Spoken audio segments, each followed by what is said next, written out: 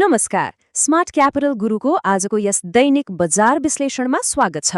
आज 5 जेठ 2083 मंगलबार। समग्र बजारमा उच्च भोल्युम तर परिसूचकमा भने निरन्तरको गिरावट। आउनुहोस् आज नेप्सेमा खास के भयो सिधै तथ्याङ्कतिर लागौं। आज बिहानको प्री ओपन सेसन हेर्दा नै बजार अलि सजग अवस्थामा रहेको प्रष्ट हुन्थ्यो। सुरुवातमा नै नेप्से करिब 4.20 अङ्कले घटेर 2726.70 को बिन्दुमा पुगेको थियो। जम्मा 12वटा कम्पनीको शेयर मूल्य बढ्दा 33वटाको घटिसकेको थियो।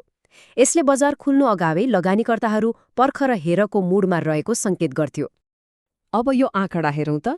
बिहान प्री ओपनमा जम्मा 33वटा कम्पनीको शेयर घटेको थियो नि, तर दिनभरिको कारोबार सकिन्दासम्म यो नकारात्मक सेन्टिमेन्ट निकै फैलियो।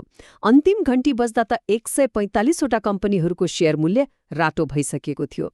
यसबाट दिनभर बजारमा बिक्रीको चाप कति धेरै थियो भन्ने सहजै अनुमान लगाउन सकिन्छ। दिनभरिको बजारको चार्ट हेर्ने हो भने बिहान 11:15 बजारले एउटा सानो आश देखाएको थियो। एउटा छोटो बुलिश पिक्लिएको थियो नि, तर त्यो मोमेन्टम धेरै बेर टिक्नै सकेन।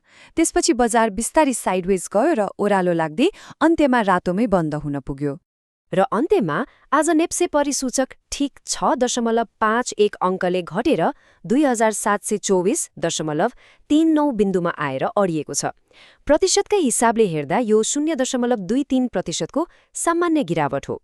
परिसूचक घटे पनि आजको कारोबार रकम र भोल्युम भने साँच्चै नै उत्साहजनक छ। आज बजारमा कुल 3 अर्ब 8 करोड रुपियाँभन्दा बढीको कारोबार भएको छ। त्यस्तै 45,519 पटकको लेनदेनमा 78,16,000 भन्दा बढी किता शेयरहरू हातबदल भएका छन्। परिसूचक रातो भए पनि यत्रो भोल्युम आउनुले बजारमा कडा टक्कर चलिरहेको देखाउँछ। यस्तो रातो बजारको बीचमा पनि केही कम्पनीहरूले भने गजबको प्रदर्शन गरेका छन्। सबैभन्दा अचम्मको कुरा त कर्पोरेट डेभलपमेन्ट ब्याङ्क अर्थात् CORBL को शेयर मूल्यमा 14.26% को भारी वृद्धि भएको छ। यसको अन्तिम कारोबार मूल्य 2,300 रुपियाँ पुगेको छ। यसका साथै NRM र DHEL ले पनि राम्रै सकारात्मक वृद्धि हासिल गरेका छन्। अब धेरै गुमाउने कम्पनीहरूको कुरा गर्दा आज सिटी एक्सप्रेसको शेयरमा सबैभन्दा धेरै प्रेसर देखियो। यसको शेयर मूल्य 6.84% घटेर 368 रुपियाँमा झरेको छ। यसैगरी TSHL र PBLD 87 पनि आज धेरै गुमाउने शीर्ष 3 कम्पनीभित्र परेका छन्। खण्डित रूपमा हेर्दा सिटीको यो गिरावट आफैमा एउटा ठूलो चर्चाको विषय बनेको छ। आज बजारको वास्तविक अवस्था बुझ्न आजको कारोबार रकम र भोल्युमलाई हेर्नै पर्छ। यहाँ सिटीकै दबदबा प्रष्ट देखिन्छ। अघि भर्खरै हामीले यसको मूल्य घटेको कुरा गर्यौं, तर रोचक कुरा के छ भने सिटीको आज 23 करोड 53 लाख रुपियाँ भन्दा बढीको टर्नओभर भएको छ, जुन आजकै सर्वाधिक हो। साथै भोल्युमको आधारमा हेर्दा सिटी दोस्रो स्थानमा र AKJCL तेस्रो स्थानमा छन्। यसले घटेको मूल्यमा ठूलो परिमाणमा शेयर किनबेच भइरहेको संकेत गर्छ। ट्रान्जेक्सन अर्थात् कारोबार संख्याको कुरा गर्दा आज सबैभन्दा धेरै पटक खरिद बिक्री भएको कम्पनी PCIL हो। यसको 2,694 पटक कारोबार भएको छ।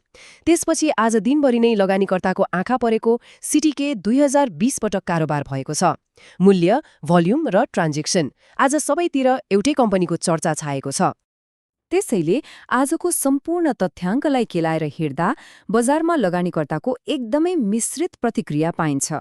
समग्र नेप्से परिसूचकमा सामान्य गिरावट त आयो, तर केही निश्चित कम्पनीहरूमा उच्च भोल्युम सहितको केन्द्रित उतार चढाव देखिनुले बजारमा अवसर र जोखिम दुवै उत्तिकै रहेको प्रष्ट पार्छ।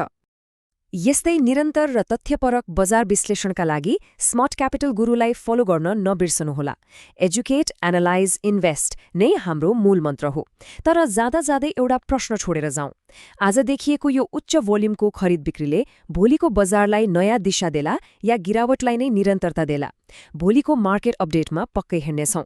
आजको लागि यति नै। शुभ दिन।